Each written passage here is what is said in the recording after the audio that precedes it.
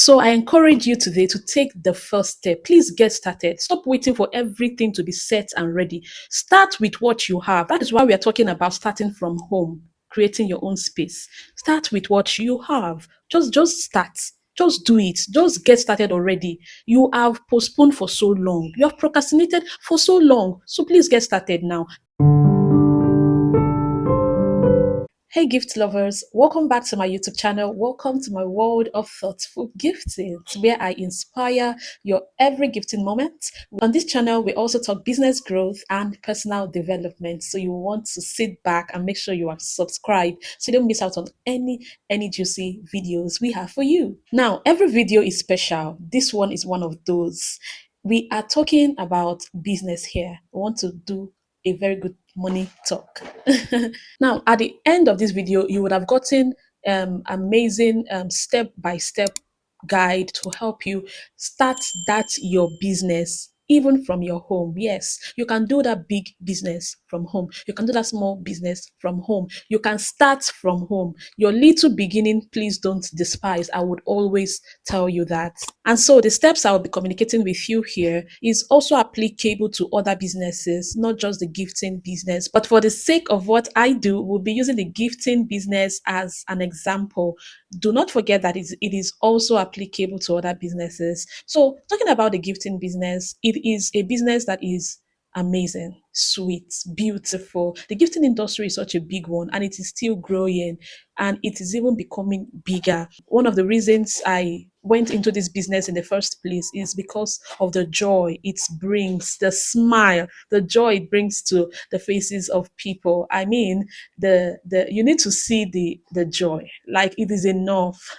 In a situation where you give a gift to a recipient and then for some of them they will even tear up, they will even burst into cry. Like it is a lot. It entails a lot. It entails a lot.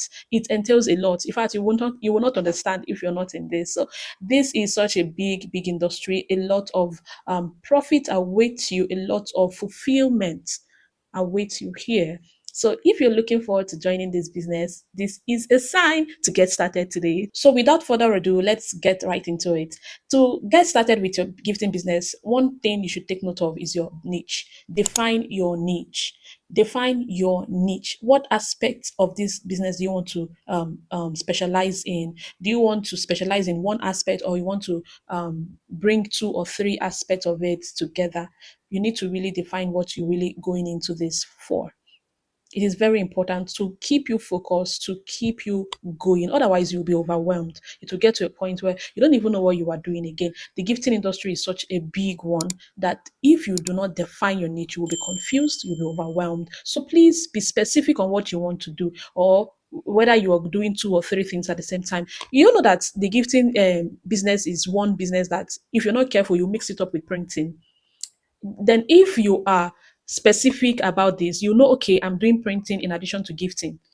It's a collaboration. So you need to define your niche. Do you want to just base on handmade gifts? You want to base on creating gift packages because gift packages are not that aspect of it, or do you want to base on corporate gifts, or you just want to be based on customization? So which particular aspect do you want to be based on? You need to be definite about this. Define your niche. Like I said, it also applies for other industries too. Define your niche. Defining your niche, whether you're a YouTuber, defining your niche is always important. If you don't have a focus, there is no how you can hit your target. So it is very important. The second thing I want you to note is that you need to source for products and suppliers. Remember that you must have a product. There is always a product that is involved. So you need to identify your products, the ones you'll be working with, and your suppliers, the people that would supply this product to you for further making. You know what you want to do with them. So you need people that will supply it to you for you to continue from there. So identify your products, identify your suppliers, maintain good relationship with them. Very important so that they can keep giving you great quality. And of course, get suppliers that give great qualities. Your the quality of your product is essential. Otherwise, you would end up chasing your customers away. So this is very important. Identify your products, identify your suppliers, and then you can kick off from there. It is important for the health and the growth of your business. If not, you would find out that you are dwindling, moving from one supplier to another. You don't have anyone you can really trust, or you can go to. See, let me tell you, relationship with your suppliers is very, very important. It is very essential. I know what I'm talking about. It is very essential. Build that relationship, because everything is not money. It will get to a point where the growth has happened or is happening, and you will be needing trusted partners to work with. So this is important. The question of how to get the products, how to get suppliers is a topic for another day. It is entirely a whole topic on its own. So you want to stay tuned to this space so that you will not be missing out on any. Because I'm ready to carry you along on this journey. But wait, before we continue, have you subscribed? Oh my God. Have you subscribed? Or what are you waiting for? I'm asking you again. Please eat. Yeah. We are waiting for you. Please just hit that subscribe button now. Thank you. The top thing I want you to know is that you need to set up your home work space or your home office space. Remember, we're talking about doing this business from home as a beginner or as a starter. So ensure that you take up a space in your apartment, set it up, let it be your workspace. In fact, I'm doing this video from my home right now. This particular space I'm seated in is my workspace. Make sure it is organized. Make sure it is serene. Make sure that you put together that space in such a way that it is inspiring. Make it inspiring to motivate you to work more. Make it inspiring to encourage you, to discipline you to work more. It is important. It's important. So take up a space. You don't need much. Just take up. It could be a small space for a start.